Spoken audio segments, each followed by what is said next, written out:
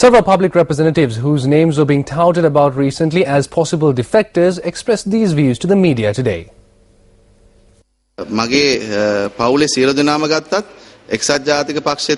If you look at everyone in my family, you will see that the Nelson family is one that has been closely associated with the United National Party. So while following in my father's political footsteps, I have no need of supporting any other political party. There are various opinions among people. There are rumors. I can say that I will stay, but the people won't believe it because people who have said so have left. I do not need to stoop to that level. I will prove it and you can see for yourselves whether or not I will join another party on the 8th. මම ඒක ඔප්පු කරලා පෙන්නනවා 8 වෙනිදාට මම වෙනත් පක්ෂයට යනවද නැද්ද කියලා මෙහෙම දෙයක් කියනකොට මොකක් හරි කවදා හරි මම ඒගොල්ලෝ කතා.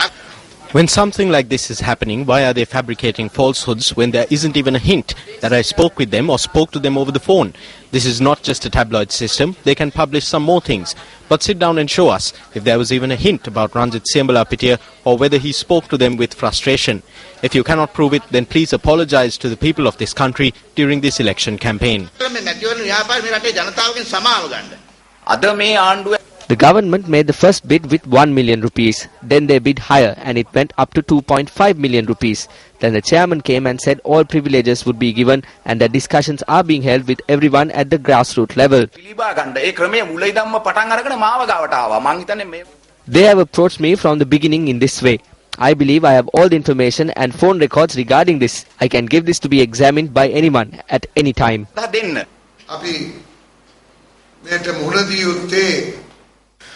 We too must face this by having a greater presence on the internet and taking counter-invasionary steps. I do not think that we can impose limitations on the media at any time unless there are limitations of truth and false and limitations pertaining to national or public security.